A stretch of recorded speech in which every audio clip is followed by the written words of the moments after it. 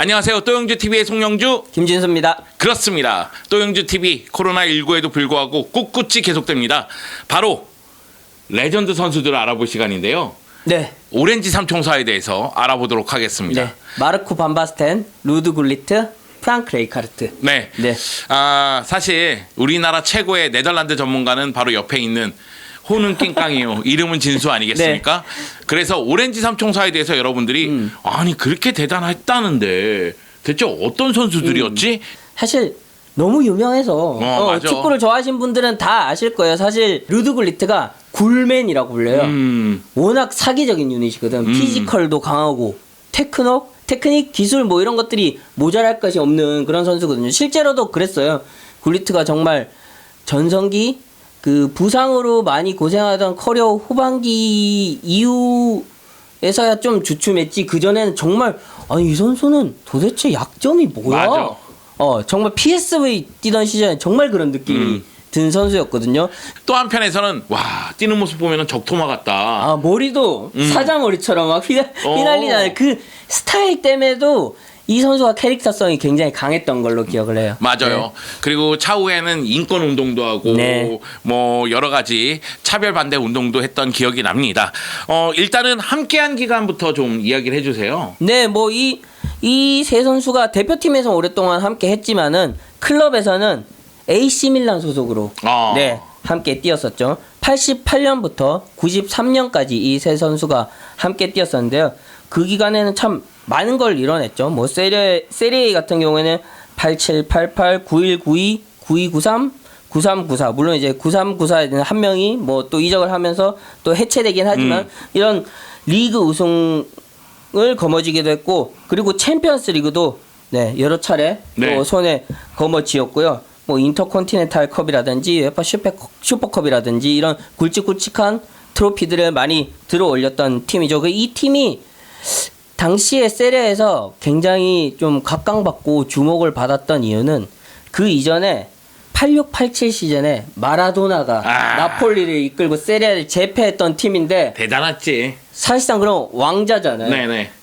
이거를 왕자에서 끌어내린 팀이거든요. 그러다 보니까 더 주목을 받게 되고, 그 이후에 이 세 선수가 합을 맞추고 이 팀이 전성기를 구가하게 되면서 이제 58경기 무패라는 굉장한 기록을 또 수립하는 그런 팀이 되기도 했죠. 2003-2004 시즌에 아스날이 무패 우승을 했을 때 무패 우승한 다른 팀은 어느 팀이야? 네. 이렇게 알아볼 때 항상 등장한 팀이 바로 요때의 네. AC 밀란입니다. 58경기 무패니까요. 40승 18무니까 어마어마한 기록을 세웠다. 이렇게 보면 되겠고요. 발롱도르 순위에서도 나타났었어요. 당시에 88년에 이 세 선수가 1, 2, 3위를 독식합니다. 그래. 나도 기억나. 반바스텐, 굴리트, 레이카르트. 네. 이건 네덜란드의 자랑이에요. 아직까지도 자랑이고, 이듬해는 이제 굴리트가 좀 주춤하면서 7위로 떨어졌지만은 반바스텐은 1위, 레이카르트는 3위를 또 기록하면서 이 트리오의 건재함을 또 알려주기도 했습니다. 네. 그러니까 세 선수가 AC 밀란에서 같이 뛰기 시작한 시즌부터 세리아 우승을 차지하기 시작했고, 네. 그리고 그 다음 시즌에 챔피언스리그 또 우승하는 모습도 있었고, 네. 그러다 보니까 유럽에서는 오렌지 삼총사 열풍이 굉장히 뜨거웠던 시점이고, 이 가운데 유로 88에서 네. 네덜란드 축구 역사상 유일한 우승 트로피를 오렌지 삼총사가 유일한 아직 뼈 아픕니다. 네. 네. 근데 자랑이기도 하죠. 네. 이 대회가 왜 또 뜻깊었냐 하면은 뭐 방점을 찍은 대회이기도 하지만은 사실 이 오렌지 트리오가 대표팀에서의 활약은 시작과 끝을 봤을 때 그렇게 꾸준하진 못했어요. 밀란 시절보다는. 그렇죠. 밀란에서는 정말 어마어마한 금자탑을 쌓았잖아요. 리그도 58경기 무패를 하고 뭐 계속 우승을 차지하고 유럽컵도 들어올리고 했는데 대표팀에서는 계속 꼬꾸라졌던 그런 시기였죠. 근데 유로 88은 달랐죠. 시작부터 정말 굉장했고, 이 대회는 정말 반바스텐을 위한 대회. 토너먼트에 들어가면서 계속 골을 넣었던 걸로 기억을 해요. 소독과의 4강전에서 이제 결승골이 88분쯤에 나온 걸로 기억하는데, 후방에서 이렇게 밀어준 거를 슬라이딩하면서 깎아서 차 넣는 그런 골이 있었고, 결승전 역시 반바스텐의 동부대였죠. 예.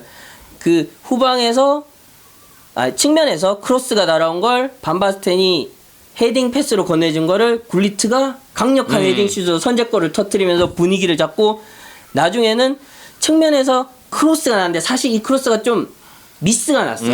네. 길게 날아와서 이거 좀 너무 막 날아갔다 싶었는데 그거를 무각 발리슛으로 그건 반바스텐 하이라이트에서 아직도 나오는 굉장한 슛인데 무각 슛으로 꽂아 넣으면서 당시 이제 소련을 꺾는 그러면서 트로피를 들어올리는 그런 영광의 순간을 맞이했었죠. 사실 오렌지 삼총사가 유로 88에서 우승을 차지했을 때 그 퍼포먼스가 너무나 대단했기 때문에 네.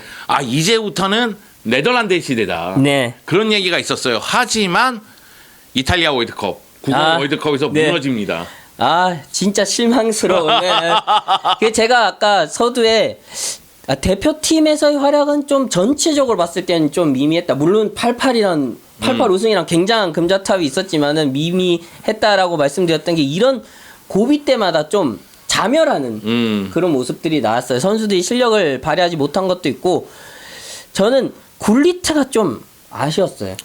가진 것에 비해서 대표팀에서 공헌도가 그렇게 높진 않았어요. 순간순간 번뜩이는 장면으로 골에 기여하는 그런 모습들은 있었지만은 전체적으로 봤을 때 뭐 반바스텐의 유로 88이라든지 혹은 레이카르트의 꾸준한 공헌도라든지 그런 것들과 비교했을 때는 좀 기복이 있었고 거기다가 굴리트는 개성도 강하다 보니까 나중에는 뭐 대표팀 감독이었던 아드보카트 감독하고도 마찰도 있고 막 그랬었죠. 네, 그런 면에서는 좀 아쉬웠는데 레이카르트 같은 경우에는 방금 이제 뭐 꾸준했다라고 말씀드렸잖아요. 근데 꼭 고비 때마다 침을 뱉어.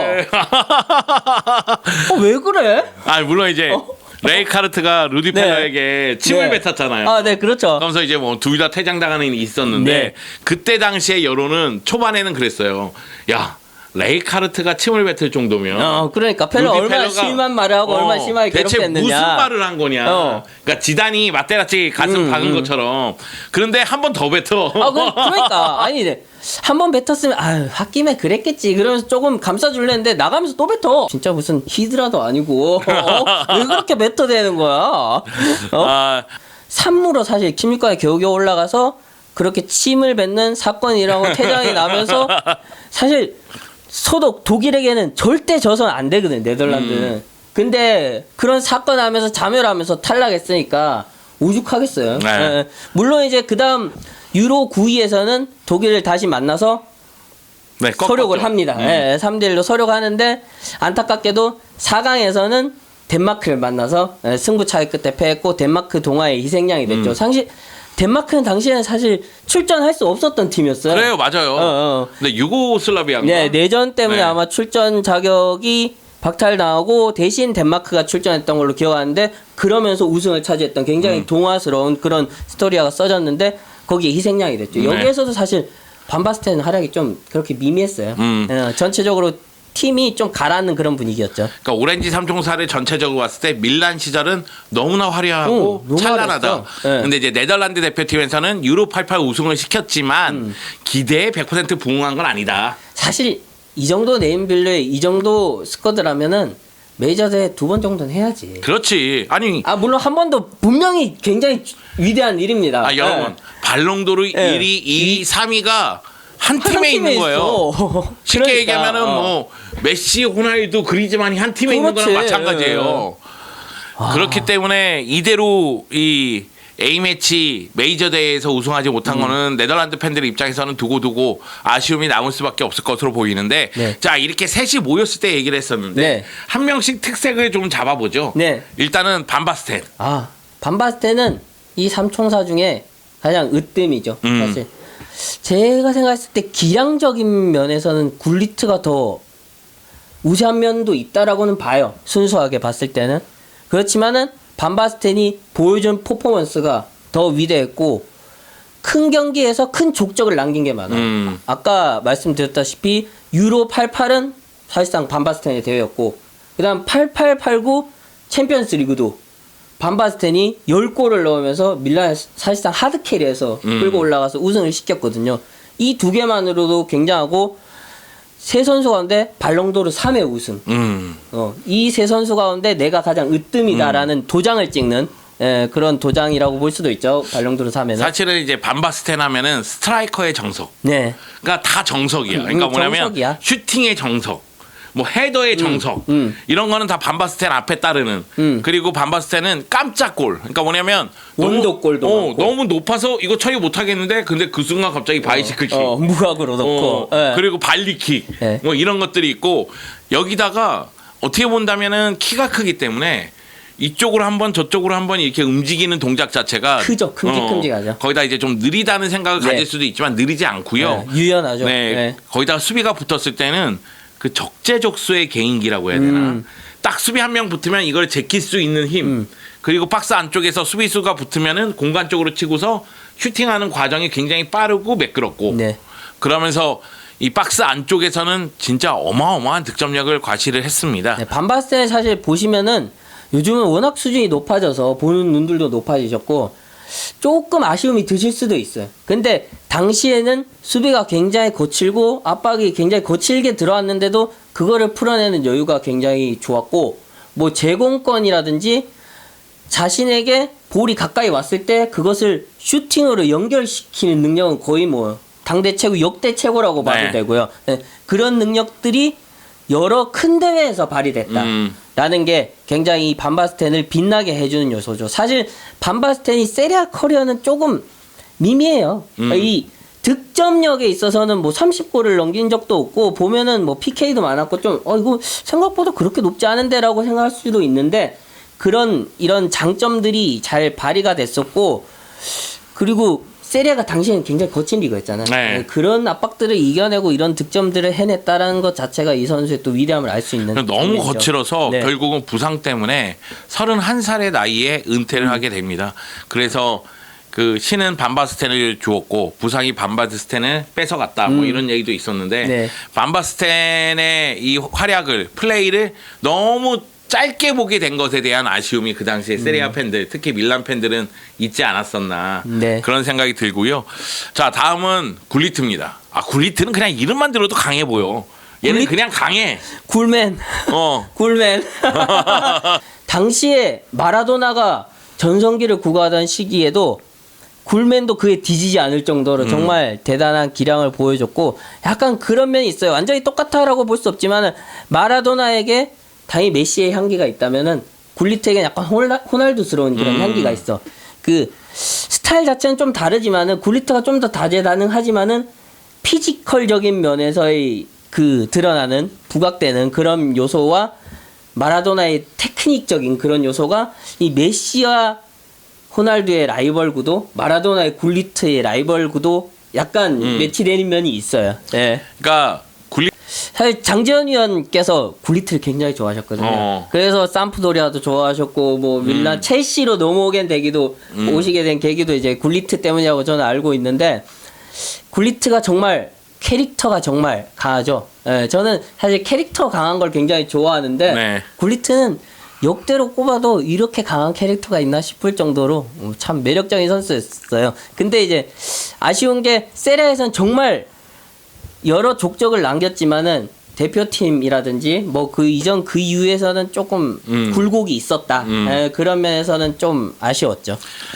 그리고 이제 레이카르트 얘기해야 되는데 네. 개인적으로 생각했을 때 레이카르트야말로 말년까지 좀 행복했던 사람이 아닌가 이런 생각이 들어요. 레이카르트. 네. 제가 왜 엄지일척 드는 거냐 하면은 9495 은퇴하기 전까지도 날아다녔고 이 선수가 젊은 시절부터 진짜 뭐 반바스텐, 굴리트 이런 선수들과 비교돼서 그렇지 정말 천재성이 대단한 선수거든요.